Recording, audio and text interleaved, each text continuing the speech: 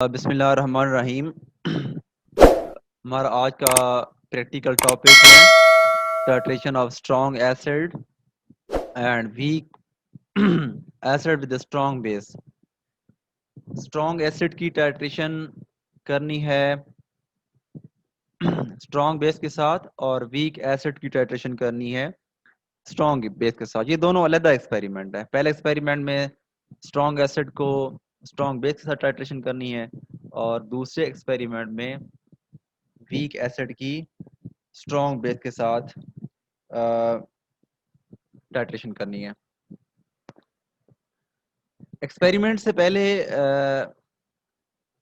आपको कंडक्टोमेट्री के इंट्रोडक्शन के बारे में पता होना चाहिए कि कंडक्टोमेट्री क्या है और इससे रिलेटेड कौन सी डिफरेंट टर्म्स हैं, कौन से मैथमेटिकल फार्मूलेज हैं और कौन से फैक्टर हैं जो कंडक्टोमेट्री पे अफेक्ट करते हैं या डिपेंड करते हैं। Introduction: It is a electrochemical method of analysis used for determination or measurement of electrical conductance। ये एक electrochemical method है कि जिसमें हम electrical conductance measure करते हैं, find करते हैं of electrolyte solution by means of conductometer। इसमें हम एक electrolyte यूज करेंगे जो कि आयंस की मूवमेंट के लिए यूज होगा और कंडक्टोमीटर वो इंस्ट्रूमेंट है जिससे हम कंडक्टेंस फाइंड करते हैं, मालूम करते हैं। Electrical connectivity of electrolyte solution depends on किसी भी सॉल्यूशंस की कंडक्टेंस या इलेक्ट्रिकल कंडक्टिविटी कौन कौन से फैक्टर पे डिपेंड करती है। इनमें से जो पहला फैक्टर है वो कंसंट्रेशन ऑफ आयन है, आयंस। कंसंट्रेशन ऑफ आयंस के और इलेक्ट्रिकल कंडक्टेंस का डायरेक्ट रिलेशन है, डायरेक्टली प्रोपोर्शनल है। जितनी कंसंट्रेशन ऑफ आयंस ज्यादा होगी उतनी ही इलेक्ट्रिकल कंडक्टेंस ज्यादा होगी, जितनी कंसंट्रेशन ऑफ आयंस कम होगी इलेक्ट्रिकल कंडक्टेंस की वैल्यू कम होगी। अच्छा, अब कौन सी सिचुएशंस में आयंस की कंसंट्रेशन ज्यादा होगी और कौन सी सिचुएशंस में आयंस की कंसंट्रेशन कम होगी? ये डिपेंड करता है इलेक्ट्रोलाइट पे। इलेक्ट्रोलाइट स्ट्रॉन्ग इलेक्ट्रोलाइट यूज करेंगे तो उसमें आयन ज्यादा होंगे। बट स्ट्रॉन्ग इलेक्ट्रोलाइट वो सब्सटेंस जब हम उसको किसी सॉल्वेंट में डिसॉल्व करें और कंप्लीटली तौर पर वो आयंस में कन्वर्ट हो जाए, that is called strong electrolyte. In case of strong electrolyte के केस में क्या होता है कि वो आयंस में कन्वर्ट हो जाते हैं, कंप्लीटली डिसोसिएट हो जाता है। तो आयन ज्यादा हैं तो इलेक्ट्रिकल कंडक्टिविटी ज्यादा होगी। On other hand weak electrolyte क्या होता है? Any substance which cannot completely dissociate into its ion। अगर वो किसी सॉल्वेंट में ऐड करें और completely आयंस में डिसोसिएट नहीं होता, दैट्स कॉल्ड वीक इलेक्ट्रोलाइट। अगर इलेक्ट्रोलाइट वीक है, आयंस कम होंगे तो इलेक्ट्रिकल कंडक्टिविटी भी कम होगी। अब कुछ एग्जांपल हैं कि कौन कौन से स्ट्रॉन्ग इलेक्ट्रोलाइट हैं, कौन कौन से वीक इलेक्ट्रोलाइट हैं। जैसा कि KNO3 potassium nitrate strong electrolyte है, पोटाशियम क्लोराइड स्ट्रॉन्ग इलेक्ट्रोलाइट है, सोडियम क्लोराइड स्ट्रॉन्ग इलेक्ट्रोलाइट। अब कौन कौन से वीक इलेक्ट्रोलाइट हैं? जैसे कि एसिटिक एसिड है, अमोनियम हाइड्रोक्साइड, ये दो इलेक्ट्रोलाइट हैं। इसके अलावा भी हैं कि जो कि वीक इलेक्ट्रोलाइट कहलाते हैं। नेक्स्ट, टेम्परेचर का इलेक्ट्रिकल कंडक्टेंस के साथ डायरेक्ट रिलेशन है, डायरेक्टली प्रोपोर्शनल है। It mean with increase in temperature electrical conductance increase, with decrease in temperature electrical conductivity decrease. Temperature बढ़ने से इलेक्ट्रिकल कंडक्टिविटी बढ़ जाएगी और टेम्परेचर कम होने से इलेक्ट्रिकल कंडक्टिविटी कम हो जाएगी। रीजन क्या है? रीजन ये है, जब टेम्परेचर हाई होगा, टेम्परेचर ज्यादा होगा, तो मॉलिक्यूल्स की मूवमेंट, मोबिलिटी ज्यादा होगी। क्यों? Kinetic energy is directly proportional to temperature.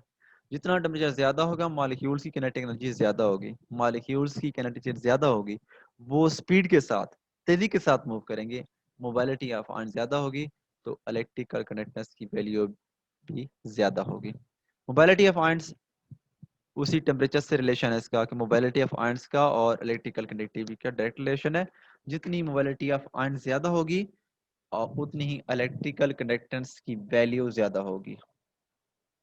अच्छा, प्रिंसिपल, कौन से प्रिंसिपल की बेस पे इलेक्ट्रिकल कंडक्टेंस का प्रोसेस होता है, फिनोमिना होता है? Main principle involve in this method is that the movement of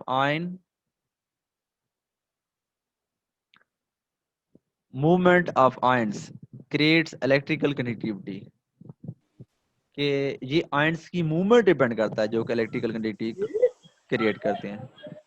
movement of ion is mainly depend upon movement of ions mainly depend upon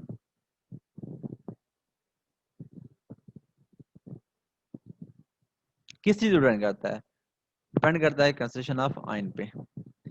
electrical conductance in accordance with the Ohm's law, electrical conductance को हम ओम law से explain कर सकते हैं, will state that strength of current I passing through conductor is directly proportional to potential difference and inversely proportional to resistance, के electrical conductance V I ये potential difference के directly proportional है और resistance के inversely proportional है। जो चीज fractions के ऊपर आती है वो इक्वलिटी के साइड वाले फैक्टर के डायरेक्टली प्रोपोर्शनल होगी, और जो चीज फ्रैक्शंस के नीचे होती है तो वो इनवर्सली प्रोपोर्शनल होगी। अगर रेजिस्टेंस ज्यादा होगी तो इलेक्ट्रिकल कंडक्टेंस की वैल्यू कम होगी, रेजिस्टेंस कम होगी तो इलेक्ट्रिकल कंडक्टेंस की वैल्यू ज्यादा होगी।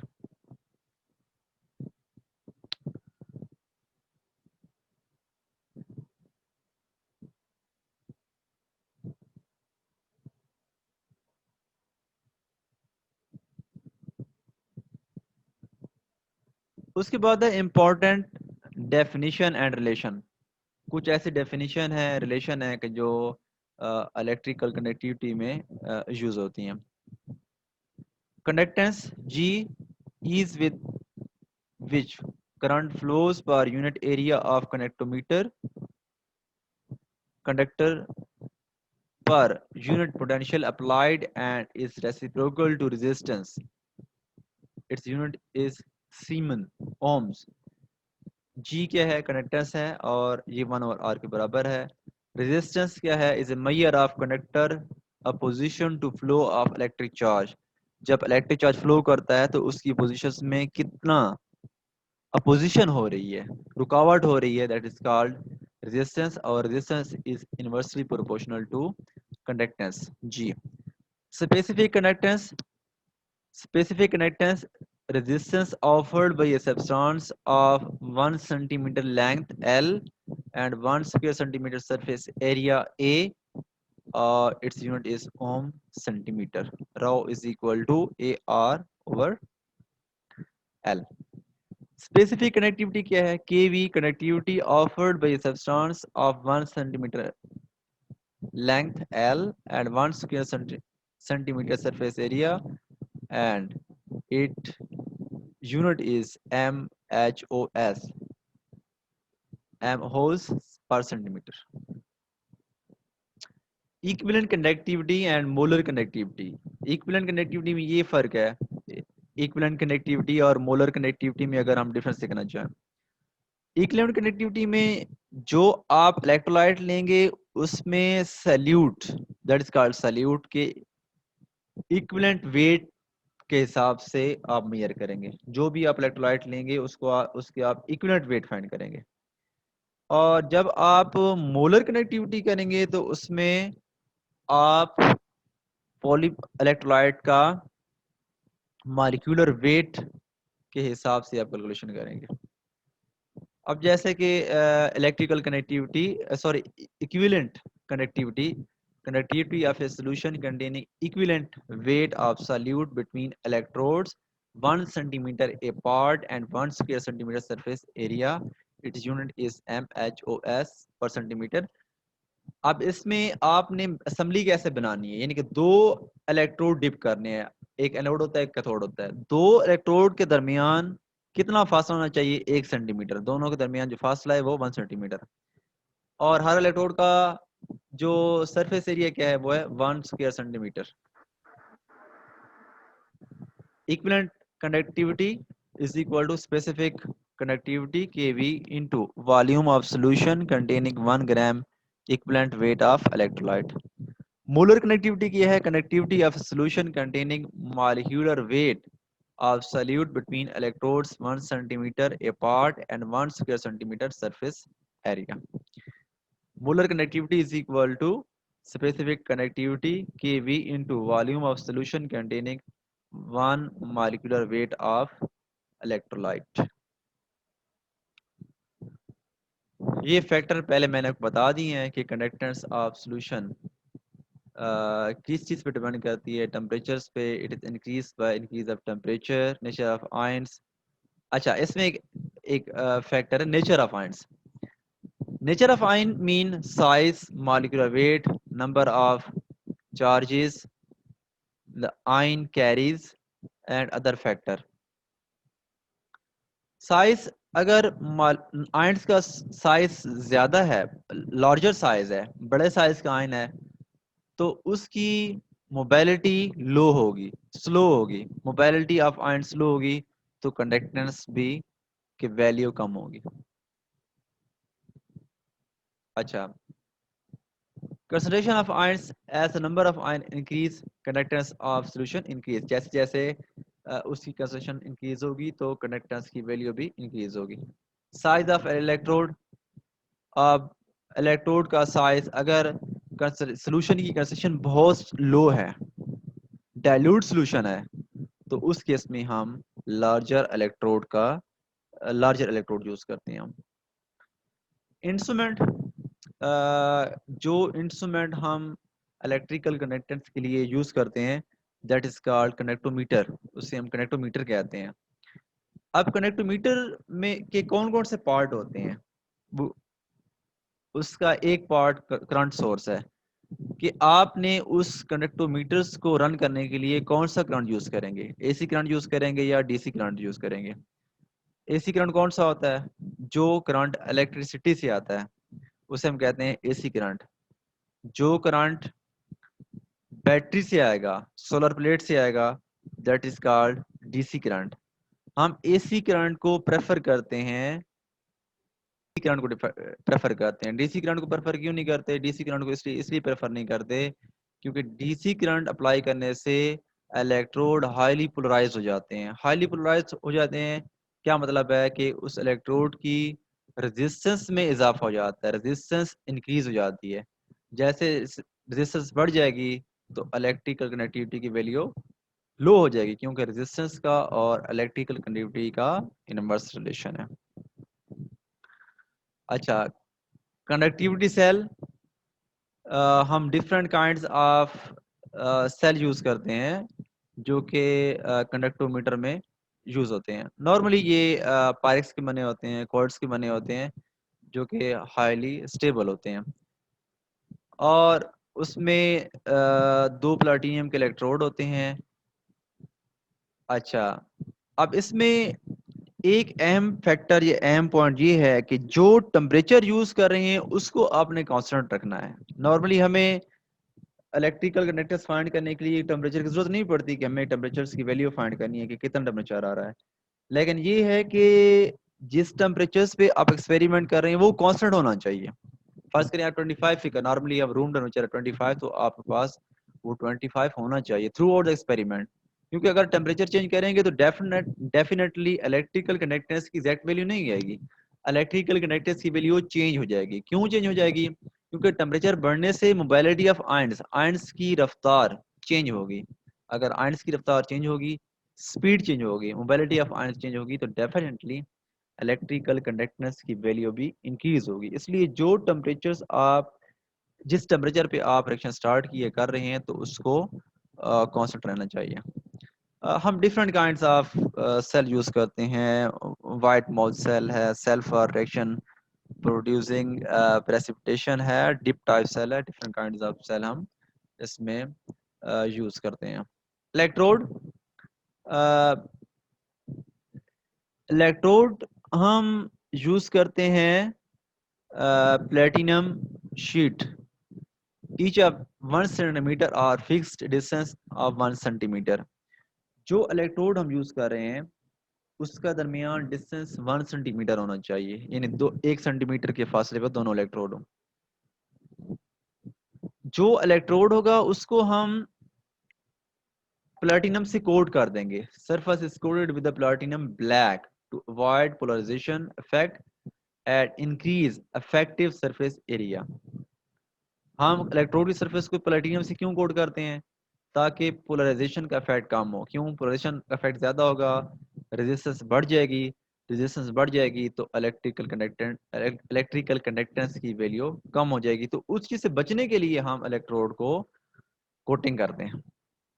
और दूसरी बात है कि इसका इलेक्ट्रोड का सरफेस एरिया भी बढ़ जाता है। अब कोटिंग कैसे करेंगे? कोटिंग क्या करना है आपने कि आपने एक सोल्यूशन बनाना है। किस चीज़ का? दो चीज़ों का, क्लोरोप्लाटिनिक एसिड का और लेड एसीटेट का। क्लोरोप्लाटिनिक एसिड का जब आप सोल्यूशन बनाएंगे वो 3% होना चाहिए, और लेड एसीटेट जो है हम एक थोड़ी सी अमाउंट में हम उसको ऐड कर देते हैं। इसमें लेड एसीटेट की बजाय जो क्लोरोप्लाटिनिक एसिड है ये इंपॉर्टेंट है। जो मोलैरिटी मेंशन की गई है आप इसको फॉलो करें। अगर आप 3% के अलावा बढ़ा देंगे तो मे बी वो कोटिंग इफेक्टिव ना हो। इसलिए जो हम यूज़ कर रहे हैं कंसंट्रेशन जो वैलिड होती है हम उसी को फॉलो करेंगे। अगर 3% है तो आप 3% को फॉलो करेंगे। Electrode use depend upon connectivity and concentration. Electrode depend करता है किस पे? कनेक्टिविटी पे और कंसंट्रेशन पे। अगर कंसंट्रेशन लो होगी तो आप ऐसा इलेक्ट्रोड यूज करेंगे जो उसका साइज ज्यादा होगा और इलेक्ट्रोड की पैकिंग स्ट्रांग होगी। अगर कंसंट्रेशन लो है और इलेक्ट्रोड का साइज कम साइज वाला आपने इलेक्ट्रोड यूज किया तो वो इफेक्टिव नहीं होगा। या ऐसा इलेक्ट्रोड यूज किया है जिसकी पैकिंग क्लोज नहीं है, स्ट्रांग नहीं है, तो वो इफेक्टिव नहीं होगा। तो इसलिए ये हिंट्स है कि जब भी किसी सॉल्यूशंस की आप इलेक्ट्रिकल कंडक्टेंस फाइंड कर रहे हैं और उसकी कंसंट्रेशन लो है, 0.01 मोलर है, 1 मोलर है या लेस देन 1 है, तो उस केस में आप इलेक्ट्रोड का साइज लार्जर इलेक्ट्रोड यूज करेंगे। अच्छा, मेजरमेंट, डिफरेंट काइंड्स ऑफ कंडक्टोमीटर है कि जो कि हम यूज करते हैं इलेक्ट्रिकल कनेक्टिविटी फाइंड करने के लिए यूज करते हैं। Different kinds of bridge use करते हैं। जब वो आप कनेक्टोमीटर सेटअप करते हैं उसमें different kinds of bridge use करते हैं। ये डिफरेंट काइंड्स ऑफ ब्रिज हैं जो नॉर्मली हम यूज करते हैं। आप जैसे इनके नेम याद रखें। Hence conductivity of unknown solution. अगर किसी भी अननोन सॉल्यूशन की कंडक्टिविटी फाइंड करनी है, that is 1/r² is equal to NL ml into R1. The measured conductivity 1/R1 is not always equal to specific conductivity. ये specific conductivity की हमेशा बराबर नहीं होगी because the physical configuration of platinum electrode length and area of electrode varies from one another. क्योंकि हर electrode का जो surface area है वो डिफरेंट होता है। Hence conductivity of solution is obtained by calculating factor cell constant। तो इसलिए हम सेल कांस्टेंट से हम कंडक्टिविटी फाइंड करते हैं। सेल कांस्टेंट क्या है? Cell constant defined as the ratio of distance between the two electrode to area of electrode A. L क्या है? वो डिस्टेंस है, और ए क्या है? एरिया ऑफ द इलेक्ट्रोड है।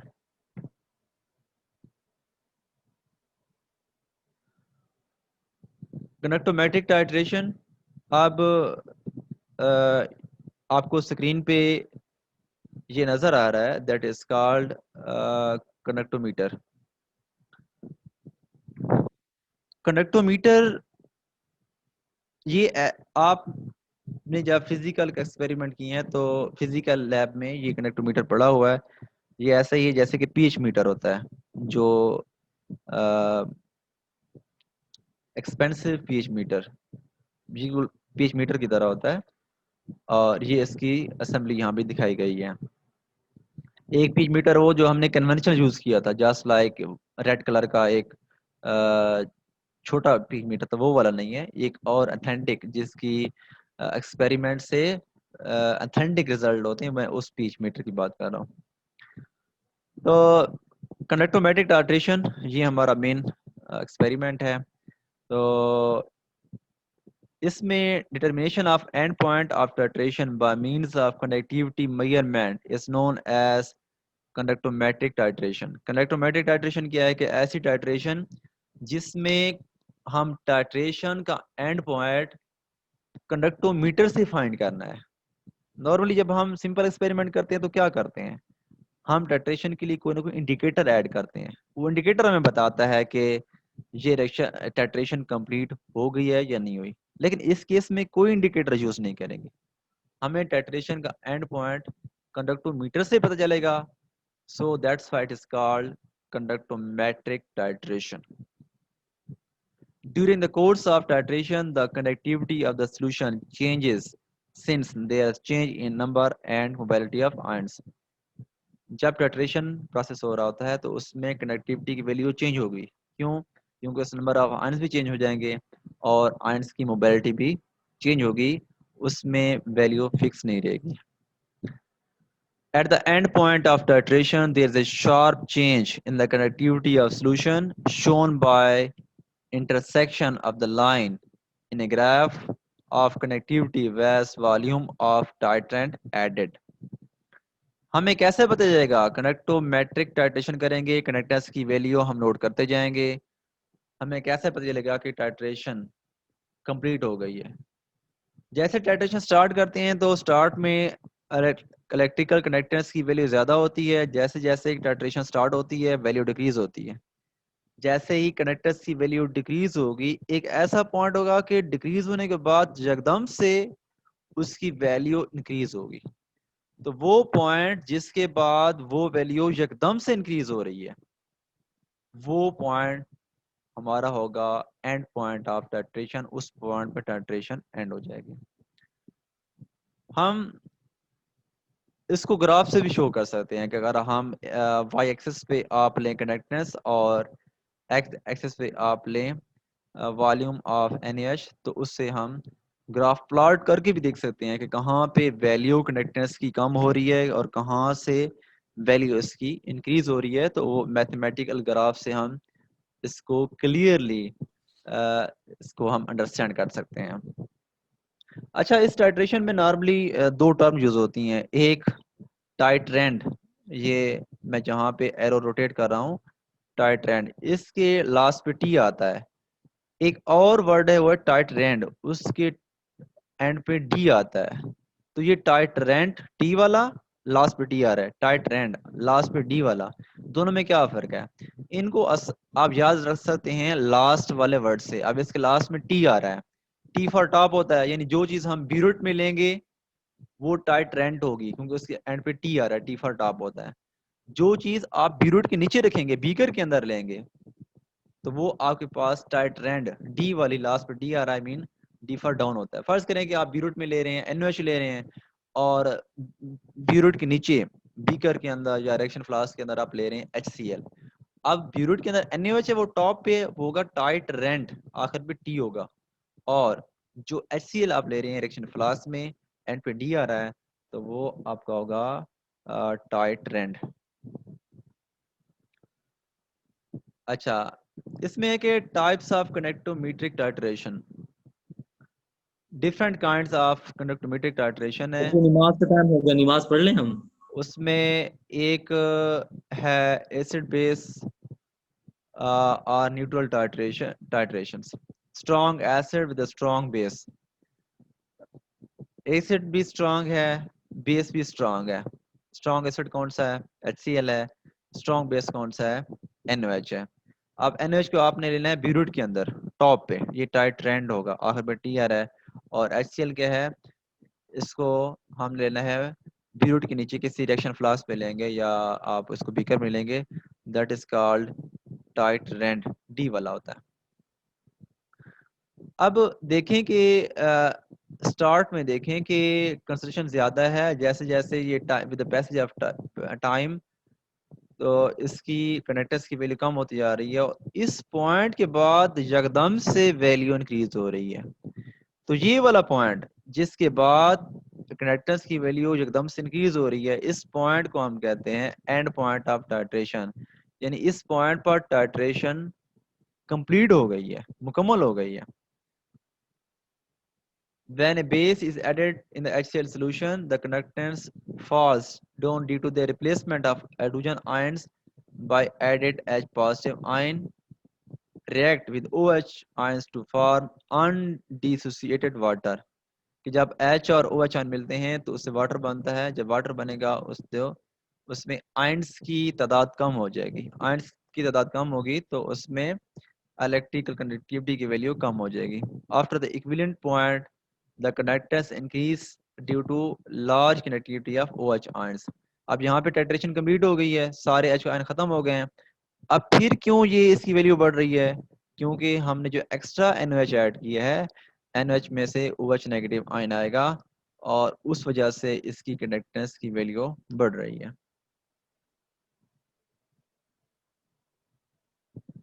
ये अगर हम इसको बैलेंस केमिकल इक्वेशन से शो करना चाहें, ये उसी रिएक्शन का उसी एक्सपेरिमेंट की रिएक्शन है। ये HCl है,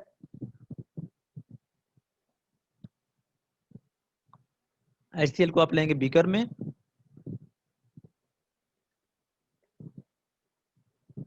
NH को लेंगे आप बीरोड में, टॉप पे लेंगे आप। पहले बीरोड क्लोज है, NH सिर्फ बीरोड के अंदर है। बीरोड के अंदर क्या है? Na पॉजिटिव है और OH नेगेटिव आना है, बीरोड के अंदर है। HCl भी बीकर के अंदर है, लेकिन वो भी आयनिक फॉर्म में H पॉजिटिव और Cl नेगेटिव है। पहले कनेक्टोमीटर का इलेक्ट्रोड आप बीकर में डिप करेंगे। बीकर में डिप करेंगे तो उसकी कंडक्टेंस की वैल्यू देखें बहुत ज्यादा आ रही है। ये कंडक्टो की जो वैल्यू ज्यादा आ रही है, ये सिर्फ H पॉजिटिव की आ रही है जो कि Cl से आ रहा है। बीकर में सिर्फ HCl, अभी हमने कोई NH ऐड नहीं किया, तो H पॉजिटिव आन की हाई कंडक्टेंस है, इसलिए यहाँ पे ये शो आ रही है। अब हमने क्या करना है कि हमने 1 ml के हिसाब से हमने क्या करना है, वो आहिस्ता आहिस्ता उसको हमने ऐड करना है। आप 1 ml NOH ऐड करेंगे। अब NOH में से क्या आएगा? OH नेगेटिव आएगा। H पॉजिटिव पहले से बीकर में पड़ा हुआ है, ब्यूरेट में से OH आएगा। ये H OH दोनों आपस में मिलेंगे, ये बन जाएगा H2O बनेगा। अब जैसे ही H OH बनते मिलके वाटर बना रहे हैं, वाटर एक स्टेबल कंपाउंड है, ये दोबारा रिवर्स नहीं होगा। तो इसलिए क्योंकि H2O बना है, H और OH नेगेटिव से बना है, इसलिए दोनों आयंस की तादाद कम हो गई है। जब आयंस की तादाद कम हो गई है तो number of ions directly proportional to conductance. Number of ion कम हो गए हैं तो कंडक्टेंस की वैल्यू डिक्रीज होगी। इसलिए देखें कि ये इसकी वैल्यू क्या हो रही है, वो ये डिक्रीज हो रही है। अब इसमें जब टाइट्रेशन यहाँ पे कंप्लीट हो गई है, जो आपको ये वाला पॉइंट नजर आ रहा है, क्योंकि सारा जितना भी HCl था वो सारा का सारा NH के साथ रिएक्शन कर गया है, खत्म हो गया, अब कोई HCl नहीं रहा। जब एक्स्ट्रा NOH ऐड करते हैं तो एक्स्ट्रा NOH में जो OH होगा, आयन होगा, उसकी कनेक्टिविटी तो होगी। ये सिर्फ OH आयन की कनेक्टिविटी की वैल्यू है, क्योंकि HCl सारा का सारा यहाँ पे खत्म हो गया। जो जहाँ पे इलेक्ट्रिकल कनेक्टिविटी की वैल्यू बढ़ रही है वो सिर्फ OH नेगेटिव आयन की कनेक्टिविटी है। वो कहाँ से आया? वो NOH से आया। अब मैं मिसाल दूं आपको, फर्ज करें कि आपने बीकर में लिया 25 ml HCl लिया है और ऊपर से आप NOH ऐड कर रहे हैं।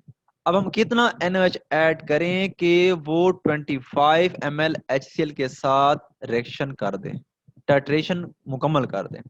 फर्ज करें कि यहाँ पे ये जो डाटा आ रहा है, फर्ज करें यहाँ पे 5 ml बनता है वॉल्यूम ऑफ टाइट्रेंट, ये NOH फर्ज करें यहाँ पे 5 आ रहा है।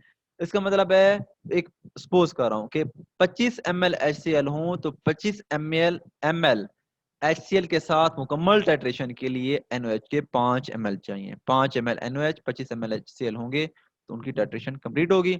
उसके बाद जो ग्राफ जा रहा है कनेक्टिविटी वैल्यू वो OH नेगेटिव आयन की है जो कि NH से आ रहा है। तो यहाँ से आप टाइट्रेशन का एंड पॉइंट आप फाइंड कर सकते हैं। अच्छा, अब strong acid the weak base. पहले बेस स्ट्रॉन्ग थी, अब बेस वीक है। एसिड पहले ही वो स्ट्रॉन्ग था, अभी स्ट्रॉन्ग है। अब जो एसिड है ये टाइट्रेंड होगा, डी वाला है, हमने पीरियड के नीचे लेना है। और इसमें जो वीक बेस है वो हमारे पास टाइट्रेंड है, टी वाला है, उसको हमने पीरियड में लेना है। तो सबसे पहले क्या करना है कि आपने कनेक्टोमीटर का जो इलेक्ट्रोड है वो आपने एसिड वाले बीकर में डिप करना है। जैसे ही एसिड वाले बीकर में डिप करेंगे तो क्या होगा, कनेक्टर्स की वैल्यू ज़्यादा होगी। ये कनेक्टर्स की वैल्यू किस वजह से आ रही है, ये कनेक्टर्स की वैल्यू इस H पॉजिटिव आयन की वजह से आ रही है जो कि सल्फ्यूरिक एसिड से आता है। अच्छा ठीक है, ये कनेक्टर्स की वैल्यू ज़्यादा है। अभी हमने बीरूट में से कोई चीज़ ऐड नहीं की, बीरूट क्लोज है। अब बीरूट में क्या चीज़ है, सोडियम हाइड्रोक्साइड है। सोडियम हाइड्रोक्साइड में क्या है, NH4 पॉजिटिव है और OH नेगेटिव आयन है। जैसे ही आप 1 ml NaOH का ऐड कर NH4 OH का ऐड करेंगे तो बीरूट में से OH नेगेटिव आयन आएगा बीकर के अंदर, और बीकर में ऑलरेडी H पॉजिटिव आयन पड़ा हुआ है जो कि सल्फ्यूरिक एसिड से है। ये H पॉजिटिव आयन और ये OH नेगेटिव आयन, ये दोनों मिलकर क्या बनाएंगे, अगेन बनाएंगे वाटर, H2O बना देंगे।